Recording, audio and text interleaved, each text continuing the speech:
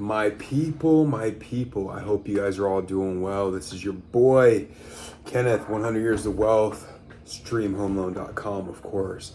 But I'm back at you with another banger, just giving you my perspective on, why I think a lot of people outside the actual skill set stuff really have a hard time seeing LeBron James as an actual GOAT, right? So this video, I'm just gonna let it play after I drop my little spill. You tell me what you think in the comments. Like, comment, subscribe. Do your boy a favor and like the damn video and subscribe. But look, in this video, I have I guess the pleasure, the background that I was able to grew up in the age range to watch Michael Jordan, Kobe, and LeBron's full careers pretty much. Maybe I was like 4 years old when MJ came into the league, so I wasn't really on it just yet. But shortly after that, I was definitely watching and paying attention. And what you always seen was not only the great athlete, but you saw the love for the sport, right? Like there's the sport, basketball, and then sport in general, the activity, the competition, the winning, the losing, just appreciating all of it and what it makes you, the mountaintops that you climb, the little contributions that one teammate makes that nobody saw, the challenges that your teammates have, things like that. And if you watch Kobe and MJ, even though they were very competitive, asshole-ish to a certain degree, they were still very gracious and very loving of the sport, right? So in that, you see a respect for their opponent. You see a respect for their teammate. You see a certain class in how they approach. I don't really like that word that much, but a certain approach to the game that adds more to the game, right? While it seems like LeBron is more of like a whiner, oh, why'd this happen to me? Complainer. Like Kobe or MJ could have literally like a broken ankle, and if they were to lose, they're not gonna bring that up, right? Like maybe if someone was specifically asking that, but they're not gonna bring that up because the whole concept is that, hey, look, we left it all on the floor. Other team probably had injuries too. There's no need to bring that up because that's me making excuses. If you don't understand that, if you don't get that, then you probably are like a true LeBron fan, because none of the things that he does would turn you off. So in my opinion, besides the skill set, I think that Michael Jordan's track record, skill, all that beats LeBron. Even though LeBron's a great player, we will never take that from him. He is a great player.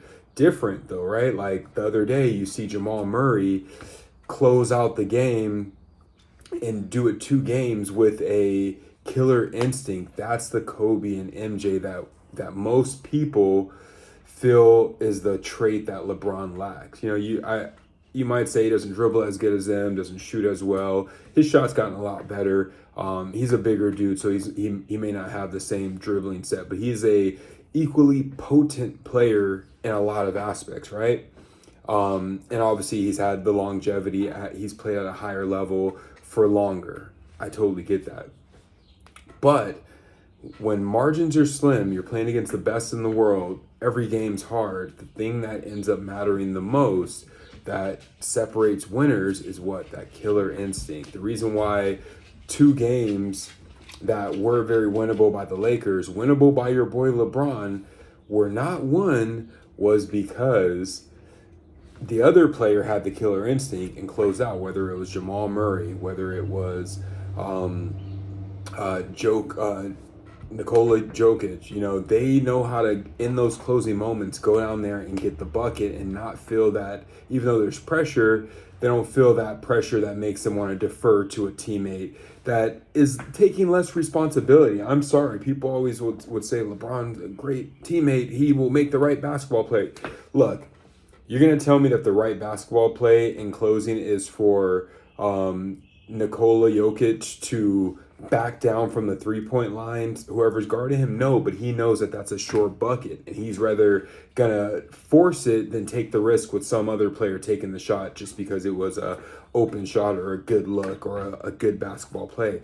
That's the difference. Kobe may have forced it sometimes because he was willing to put all the pressure on him and take the closing shot, right?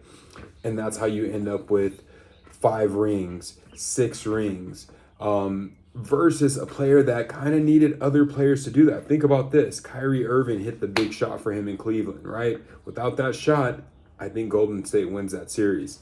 Ray Allen, literally on the fluke, on the final moments, hit the winning shot in Miami. Without that, right? So I'm not saying that LeBron doesn't deserve his rings or hasn't worked hard and been a major factor in those championships. My point is that the separation that we talk about with Jordan, Kobe Bryant, and LeBron is that they have that killer instinct, that finishing touch, that clutch ability to stay zoned in, focused, and not kind of shrivel up. I would say LeBron's gotten better at that over his years. Like that's one thing you can't say about LeBron. He's gotten better in certain aspects of his career as he's gotten older, which is great. But the argument that a lot of us don't like is just because he's gotten better as a player, like in certain aspects of his career, he might not be as able to go as long. He might have to rest some games, which hurts his team, in my perspective, because you end up being the 10th seed.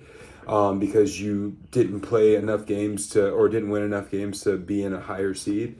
But my point is that the difference, that a lot of people will hold against him in that GOAT argument, besides obviously the championships, besides obviously going to different places to team up with different players, having all-stars on your team, having all-time greats on your team. Besides that, when you look at just the one-on-one aspect with the Kobe, and Michael Jordan debate, it's the killer instinct. It's the ability to close. It's that Jamal Murray, right? Like we seen it. We seen what we're talking about, right? Jamal Murray has that Kobe and MJ in him. I don't know if he's going to do it to the scale that they did. LeBron is missing that a lot of times. But hey, look, check out this video. It's an interview of Michael Jordan after they lost. I think this is 1990. They lost in the playoffs to the Pistons. This is what I think a true winner, a true,